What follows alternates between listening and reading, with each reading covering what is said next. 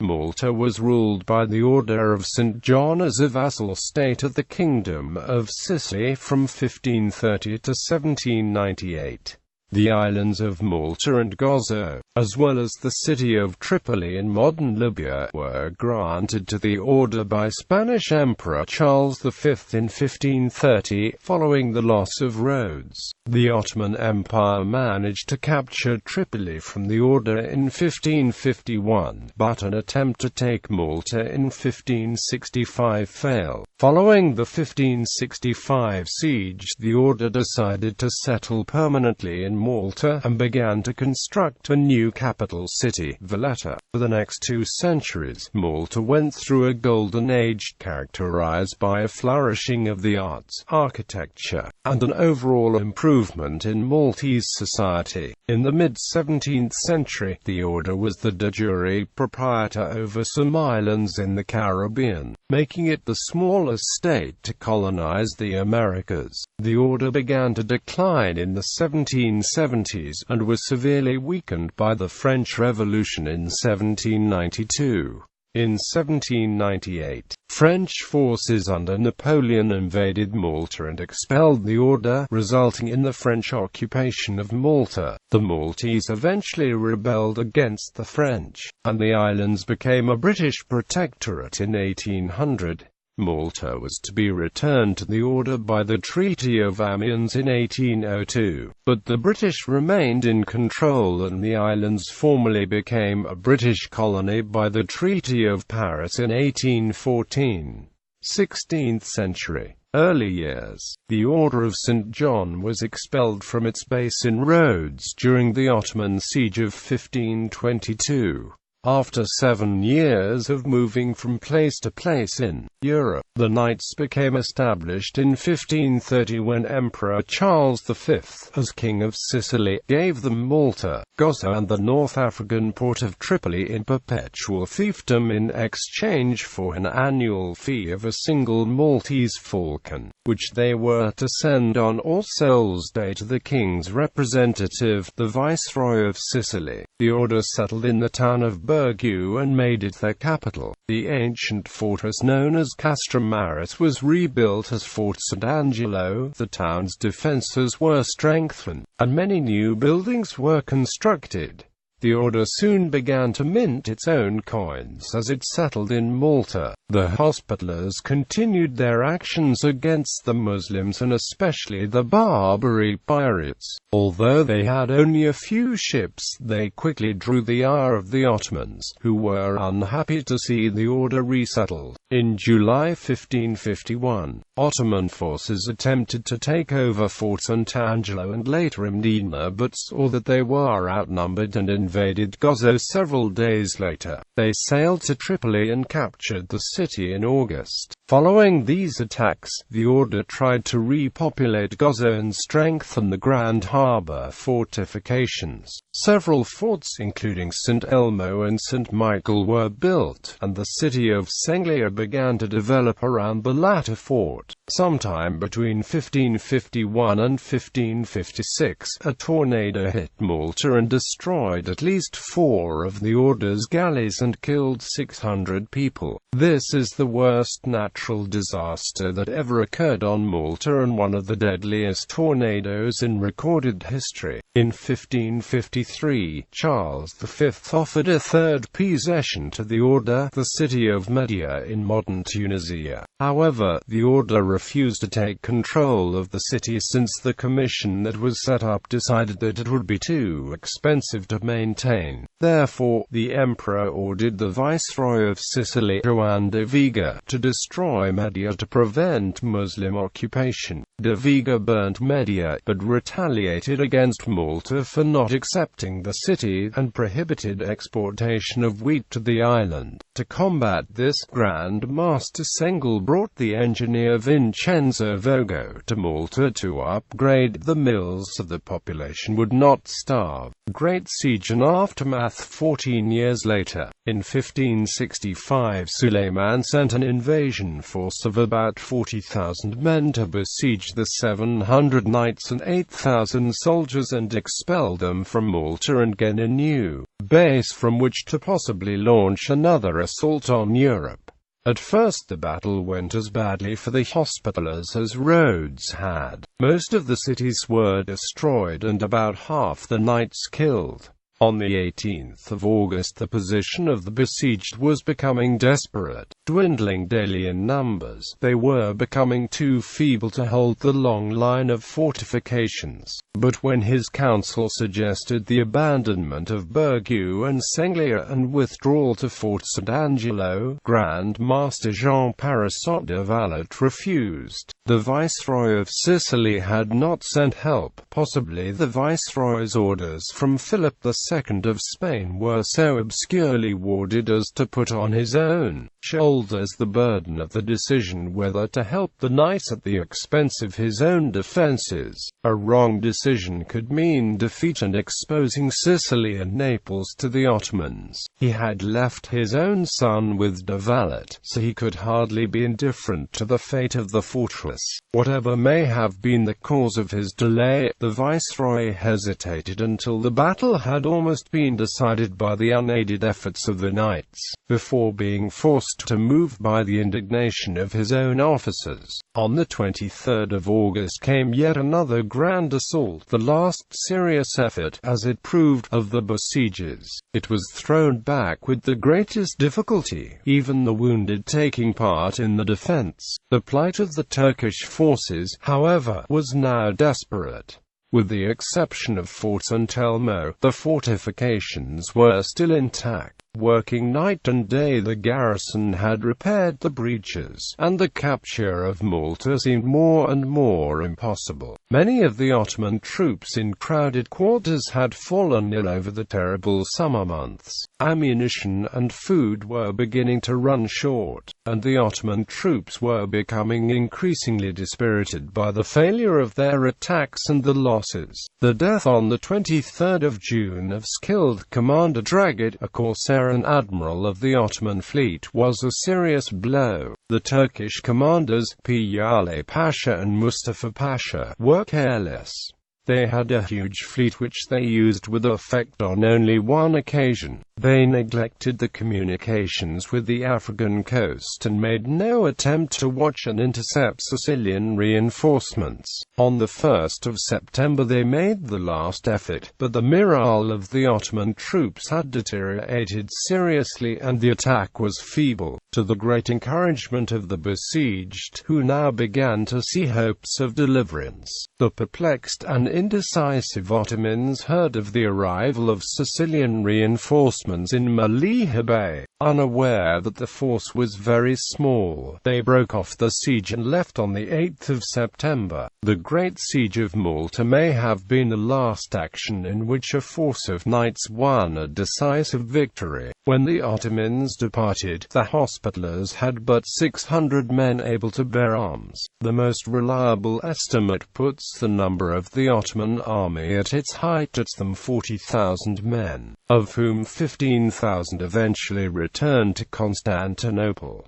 The siege is portrayed vividly in the frescoes of Matteo Perez d'Aleccio in the Hall of St. Michael and St. George, also known as the Throne Room, in the Grand Master's Palace in Valletta. Four of the original modellos, painted in oils by Perez d'Aleccio between 1576 and 1581, can be found in the cubrum of the Queen's House at Greenwich, London. After the siege a new city was built, Valletta, which was named in memory of the Grand Master who had withstood the siege. It became the Order's headquarters in 1571 and remains Malta's capital city to this day. In 1574, the Roman Inquisition was established in Malta when Pope Gregory XIII sent Pietro d'Usina as mediator between the Grand Master and the bishop. This Inquisition replaced the old medieval Inquisition in Malta that had been run by the Bishop of Palermo. In 1581, there was a crisis between the General Convent of the Order and the Grand Master, Jean de la Cassière. This escalated into a mutiny in which Locascio was confined in Fort Sant'Angelo, and the night Maturin Romagas was elected Grand Master. Pope Gregory XIII sent the envoy Gaspare Visconti to settle the dispute, and Locascio and Romagas were summoned to Rome to explain and plead the case.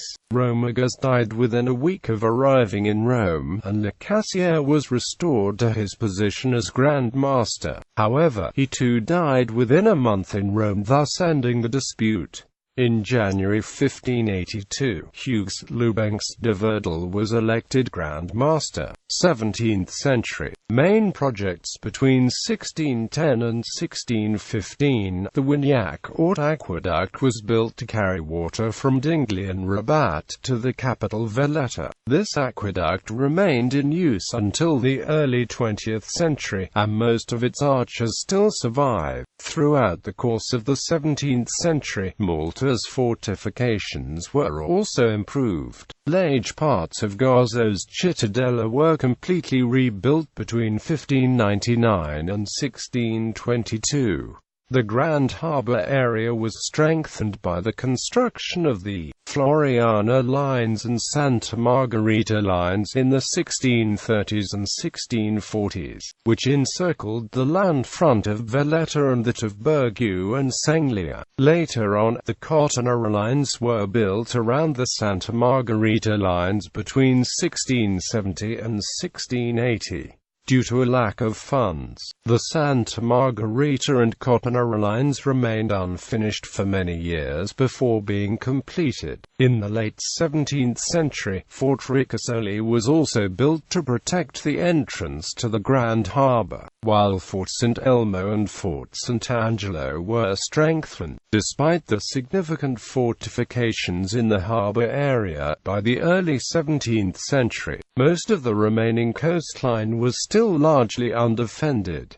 In 1605, Gazi's Tower was built on the island of Gozo. In the following years, ALOF de Wignac continued upgrading the coastal fortifications by building the Wignac Towers, a series of 6 bastion watchtowers.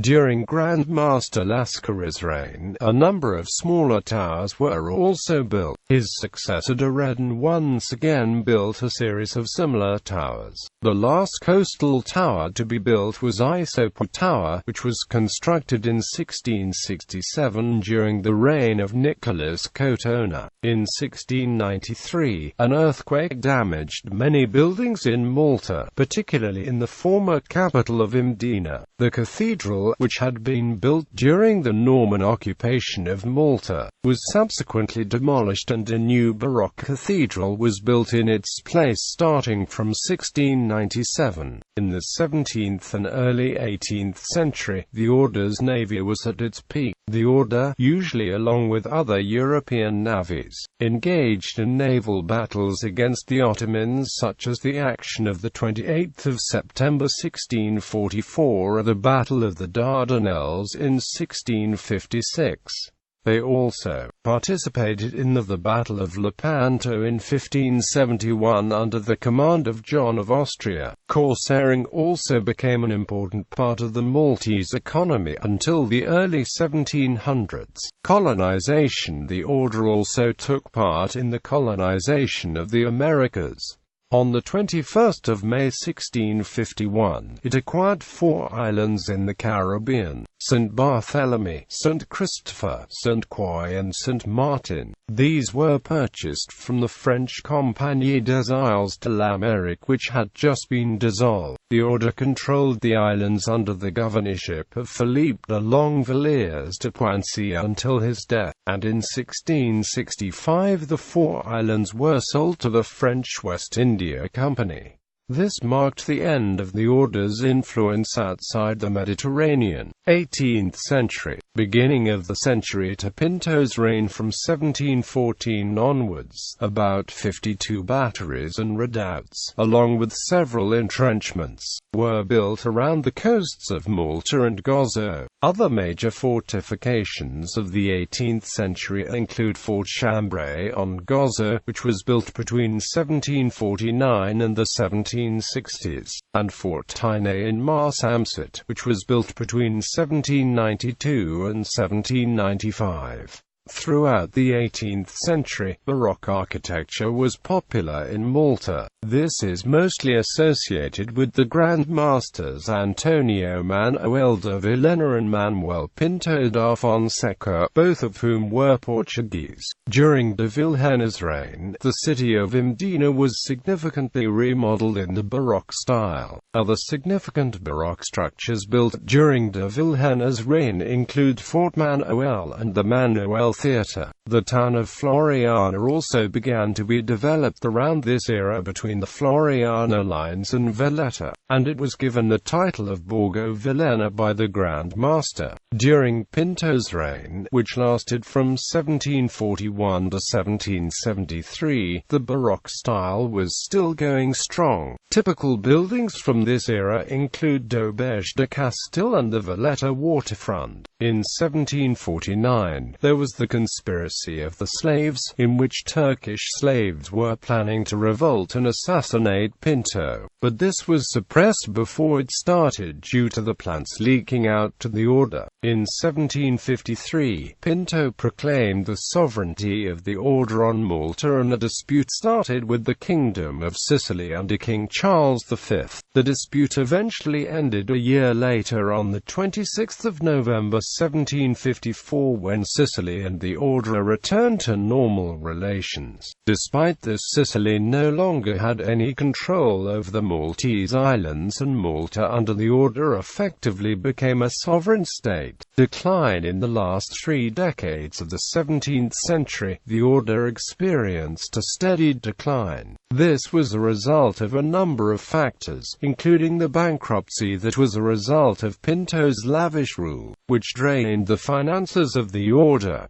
Due to this, the order also became unpopular with the Maltese. In 1775, during the reign of Francisco Ximenes de Texada, a revolt known as the Rising of the Priests occurred. Rebels managed to capture Fort St. Elmo and St. James Cavalier, but the revolt was suppressed and some of the leaders were executed while others were imprisoned or exiled. In 1792, the order's possessions in France were seized by the state due to the French Revolution, which led to the already bankrupt order into an even greater financial crisis. When Napoleon landed in Malta in June 1798, the Knights could have withstood a long siege, but they surrendered the island almost without a fight. The French then occupied Malta until 1800, when they were ousted by Maltese revolutionaries aided by Great Britain. Malta became a British protectorate, and although the Treaty of Amiens stated that they should be handed back to the order, nothing materialized. When the new headmaster Giovanni Battista Tomasi demanded that the British Civil Commissioner Alexander Ball hand back the Grand Master's palace in Valletta, Ball replied on the 2nd of March 1803 that Britain was authorized to continue basing troops on the island and that the government palace could not be vacated since it was occupied by British civil servants. Malta eventually became a British colony in 1813 and remained as such until independence in 1964.